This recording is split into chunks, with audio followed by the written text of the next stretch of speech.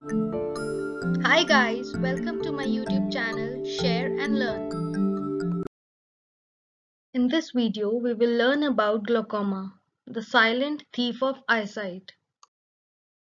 Before discussing about glaucoma in detail, let us revise the structure of eye. As we know, eyes are the primary sense organs for sight, which are nearly spherical in shape and are present in the orbital cavity of the skull. Now let us have a look at the transverse section of eye to understand its anatomy. The eye has three wall layers. The outermost layer, the white layer which is visible from outside, is known as sclera. Sclera encases and protects the eyeball completely except at the front. At the front there is a clear transparent membrane called cornea through which light enters into the eye. The middle layer is the choroid layer, which has rich blood supply and it provides oxygen and nourishment to the eye. Also, when light enters, it absorbs the light and prevents extra reflection. In the front or anterior section, choroid layer continues to form ciliary body. Ciliary body has ciliary muscles and secretory cells. Ciliary muscles are attached to suspensory ligament. Therefore, they hold the lens at its place and also help in accommodation. While the secretory cells, these are epithelial cells, which secrete aqueous humor into the anterior segment and provides nourishment to the lens. Thus, the ciliary body, it divides the eye into anterior chamber and the posterior chamber. The middle layer also consists of iris, which is the visible colored part of the eye. It lies between the ciliary body and the cornea. It has two layers of smooth muscle fibers, the circular and the radial fibers. These circular and radial muscles, they control how much light passes through the pupil. Pupil is the central aperture through light passes. The light when enters into the eye, there is a lens present. It is a biconvex lens. When light falls on this lens, it bends the light to form image on the retina, which is the third and innermost layer in the eye. Retina is composed of nerve cell bodies and axons. It has photosensitive sensory receptor cells, namely the rods and cones. Rods provide the scotopic vision, that is vision at low light levels, whereas cones provide photopic vision, that is vision at higher light levels, and also they provide color vision. These photoreceptors, they convert light rays into nerve impulses. These nerve impulses are carried by the optic nerve to the brain. The optic nerve leaves the eye at the area called blind spot, and blind spot has no light sensitive cells. Now let us come back to glaucoma. Glaucoma is group of eye diseases leading to optic nerve damage. Basically, there is intraocular hypertension. Hypertension means increased pressure. Intra means inside and ocular means eye.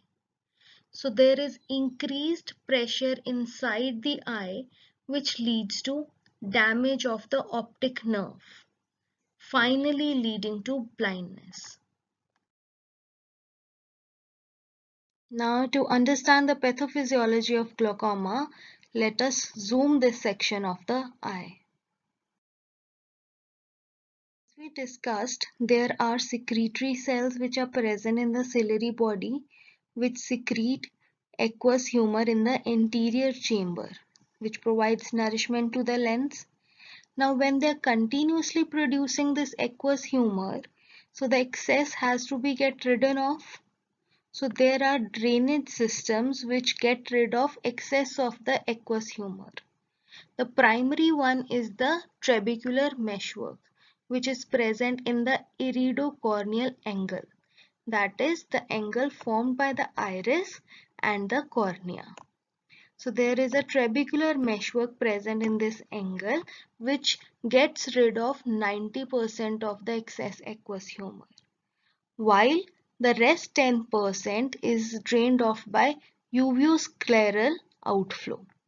Therefore, there is maintenance of intraocular pressure. But what happens if these drainage systems are blocked? To understand this, let us consider one example. Now, if we take a balloon and we start filling water in that balloon, water will exert pressure on the inner walls of the balloon. The walls can withstand this pressure up to a certain threshold. But if we keep adding water, what will happen? Ultimately, the balloon will burst. Similarly, in the case of eye, if continuously aqueous humor is being produced and drainage systems are blocked, what will happen? The intraocular pressure will increase, which will exert pressure on the optic nerve and gradually it will damage the optic nerve. If optic nerve gets damaged, there will be blindness or vision loss. Glaucoma is classified into congenital and acquired glaucoma. In congenital glaucoma, there are developmental abnormalities which lead to increased intraocular pressure. Depending on age of onset, they are classified into primary, infantile, and juvenile glaucoma. The primary or the true congenital glaucoma, the intraocular pressure increases in intrauterine life. Whereas in infantile glaucoma, the onset is after birth in the early childhood. And in juvenile congenital glaucoma, the onset is between 3 to 16 years of age. The acquired, as the name suggests, the disease is acquired during lifetime. It is also known as secondary glaucoma because it occurs as a result of acquired conditions such as trauma. And the onset or the visible effects are seen past middle age. They are classified into open angle glaucoma and closed angle glaucoma. Open angle glaucoma is also known as wide angle or chronic simple glaucoma. It is a genetic degenerative disorder in which patency of trabecular meshwork is affected. Patency means opening of the canal. When the trabecular meshwork is blocked, therefore the aqueous humor will be accumulated in the anterior chamber and this will increase the intraocular pressure. The onset of open angle glaucoma is past middle age. The therapy of open angle glaucoma includes ocular hypotensives, which prove to be helpful in majority of cases. Drugs such as beta blockers, alpha-adrenergic agonists, prostaglandin analogues, carbonic anhydrase inhibitors, and miotics prove to be helpful. Prostaglandin analogues are now the first class of drugs which are used in case of open angle glaucoma. Let us discuss the mechanism of action of beta blockers first. We discussed in adrenergic system that beta 2 receptors are present on the ciliary body in the eye where they are involved in the production of aqueous humor. If we block these receptors by giving drugs like timolol, bitexolol, etc., the cyclic AMP production will be reduced, which will lead to less production of aqueous humor, and thus intraocular pressure will decrease. The ocular side effects of beta blockers are mild, like stinging sensation, redness, or dryness, but the major limitations of beta blockers is because of their systemic side effects. They can be absorbed through nasolacrimal duct, and they can cause a fatal attack of bronchospasm in asthmatic patients, and congestive heart failure in elderly patients, and all the other side effects of beta blockers which we discussed in the last video. Now let us discuss the mechanism of action of alpha agonists.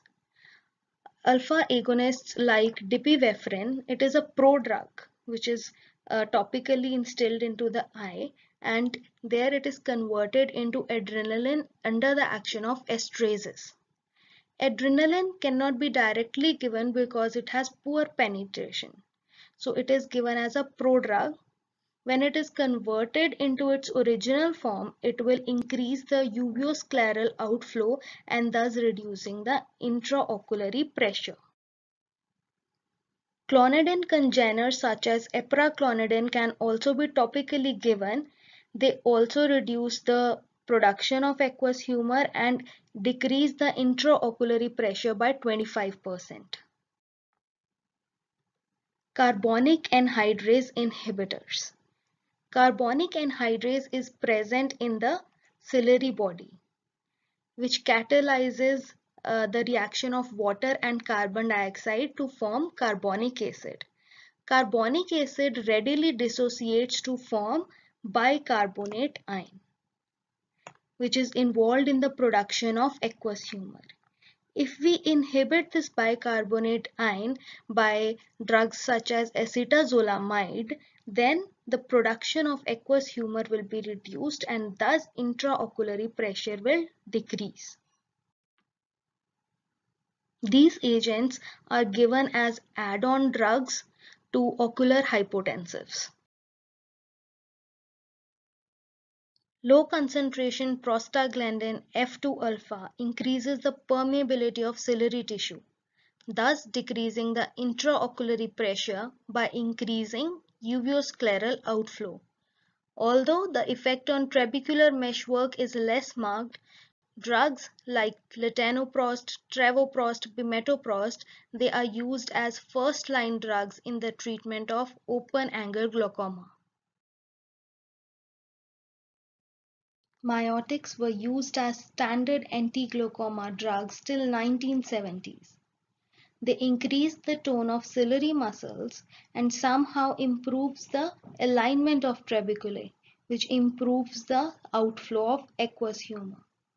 But because of their several drawbacks, such as a severe headache and brow pain due to persistent spasm of iris and ciliary muscles, and also myopia, which is especially troublesome in young patients, they are now used as last option. Closed angle glaucoma, which is also known as narrow angle, acute congestive, or angle closure glaucoma. In this, the iridocorneal angle narrows down. That means the angle between the iris and cornea is narrowed down, which makes the anterior chamber shallower. Also, the iris starts touching the lens. Therefore, the flow of aqueous humor is inhibited, which increases the intraocular pressure in the posterior chamber. Intraocular pressure remains normal until there is an attack by mydriasis. When there is an attack by mydriasis, the intraocular pressure shoots up rapidly, and there is an emergency situation of congestion of eye. If this pressure is not controlled immediately, there can be loss of sight or vision loss. To control this situation, vigorous therapy is employed which involves hypertonic mannitol. 20% of hypertonic mannitol is infused intravenously. This decongests the eye by osmotic action. Followed by hypertonic mannitol, carboanhydrase inhibitor like acetazolamide is given intravenously followed by oral doses. Once intraocular pressure starts to fall down, miotics are given, which will contract the sphincter pupillae in the iris and the lens contact will be lessened. However, when intraocular pressure is very high, these drugs will not work. Topical beta blockers such as timolol are instilled 12 hourly in addition. Also, alpha agonists like epreclonidine can be given. These drugs are used only to terminate the attack. However, the definitive treatment is surgical or laser iridotomy. I hope you have a better insight into this topic now. If you do so, like and share this video and subscribe to my channel. If you have any queries, message me in the comment section below. See you in the next video. Bye bye.